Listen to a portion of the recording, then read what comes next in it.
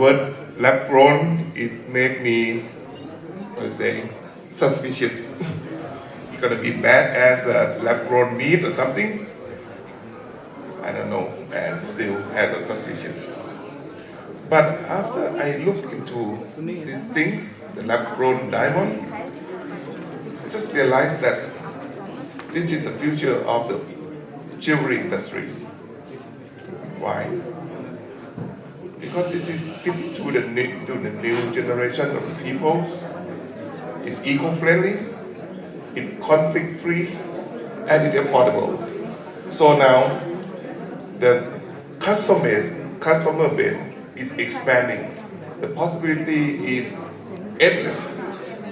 And once we are looking at the industry, Indian industry, diamond industry, we say that even before the lab-grown diamond, you have export a lot of diamond to the world already. And last year alone, the lab-grown diamond alone is of more than $1 billion. So the future is here. So today I'm very excited to join the event today to see what is in store and what is the future of the lab-grown diamond. And well, you can see that we can do anything together between India and Thailand. But what is I wish to all here a very successful events and enjoy the event and have a good business together. Thank you. मैं सबसे पहले धन्यवाद देता हूँ organise committee को पूरी जो इन्होंने भी पार्टिसिपेट किया है उनको सबको मैं धन्यवाद देता हूँ कि इंडस्ट्री भरत भाई no doubt the resale value આની છે એટલે એની વેલ્યુ છે લેબ ગ્રોનની આઈ વિશ કે આ માર્કેટ બહુ આગળ જાય all the best thank you Thank you so. People have a choices. So as my favorite has always been a natural, I'm a hardcore fan of a natural diamond. But today, I think this is an opportunity, new opportunity in the market. It's what we call change. Always, it's a part of the life and a future. So I think CVD has become a part of a future now. And I hope this exhibition will be one of the hugest success of India show. And this will be a new lab-grown diamond industry in our natural diamond industry, adding a value to this. And I think this is a progressive thing is going to happen in the industry. I wish them very all the best. And thanks for inviting me into such a huge platform. I'm very much honored and privileged. Thank you, everyone. Thank you.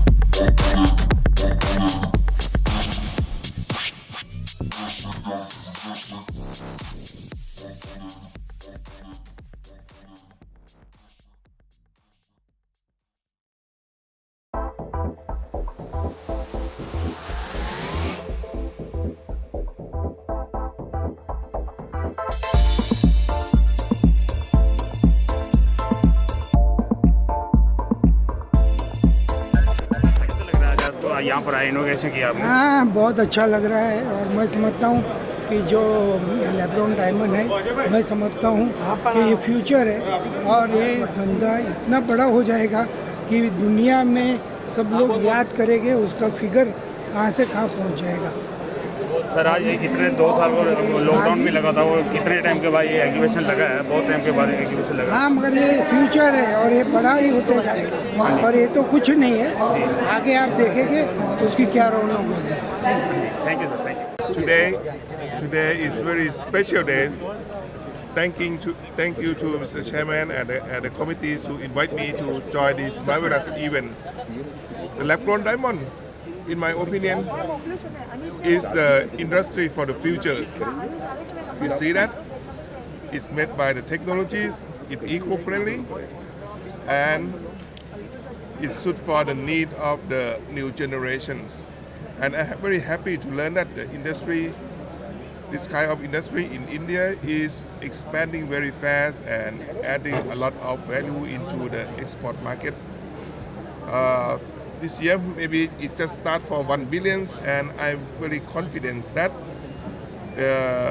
the market will be expand, and coming here to the expo is like an eye-opening events.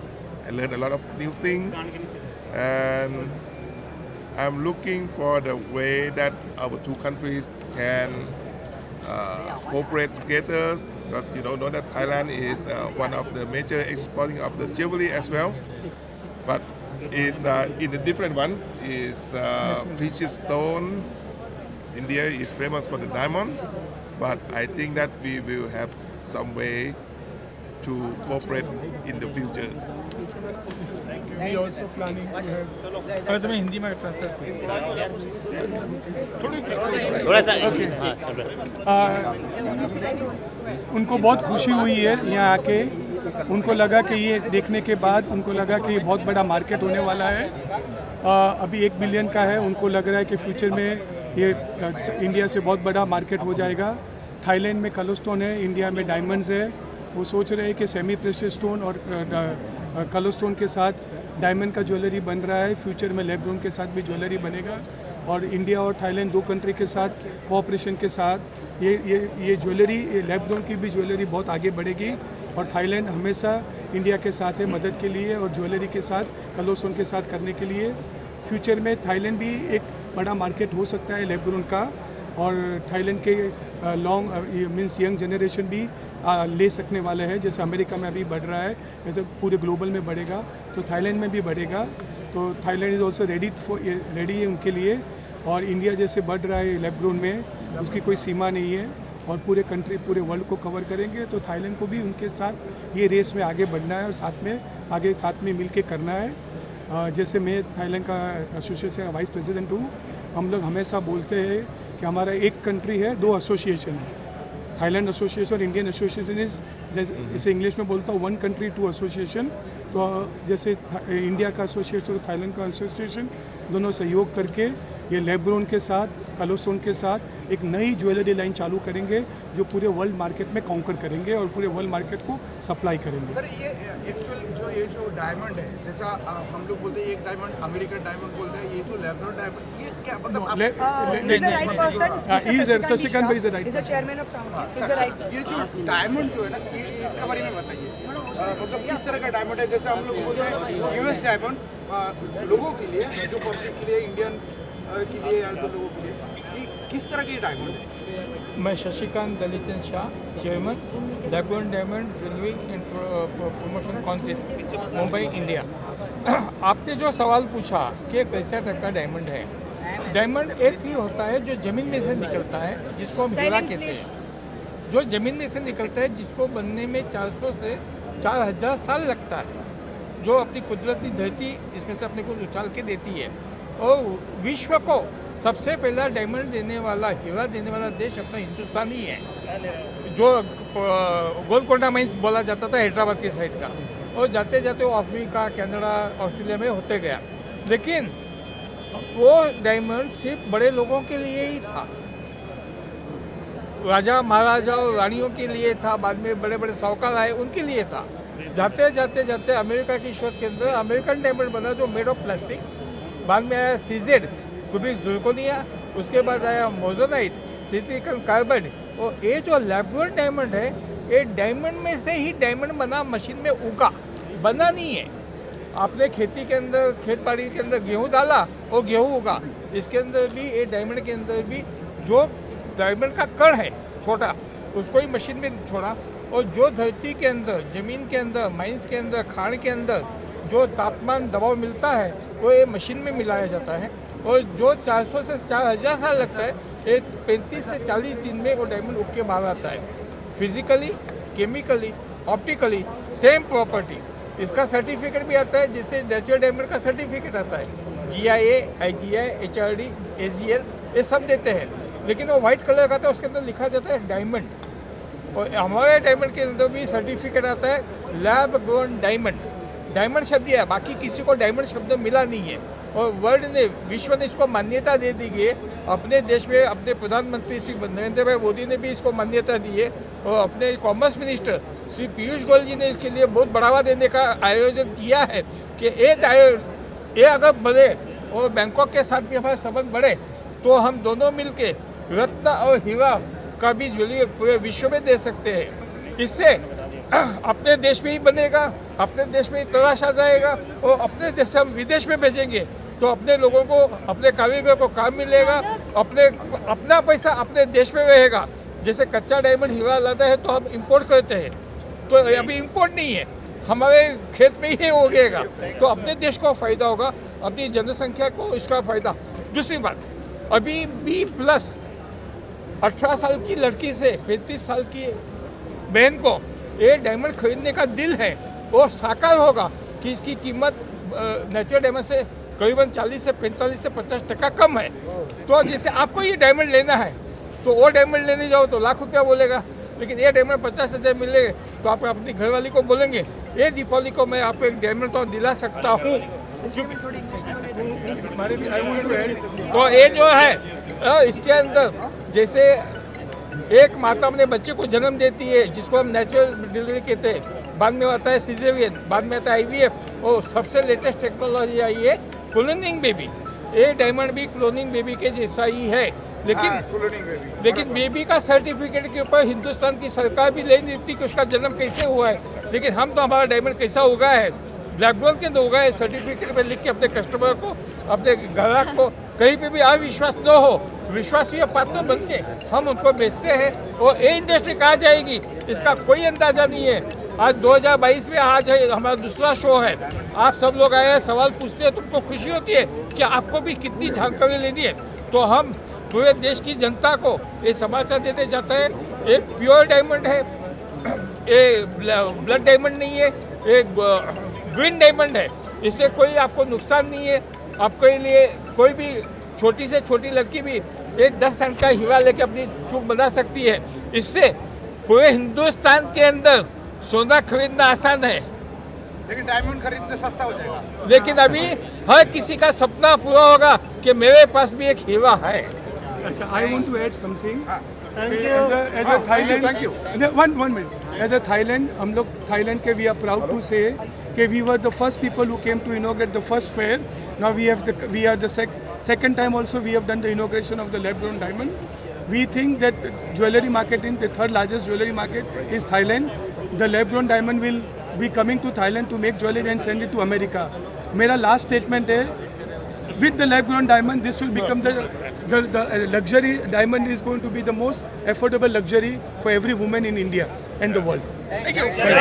अरे भैया motor news channel आए, like कीजिए, share कीजिए और subscribe कीजिए भैया।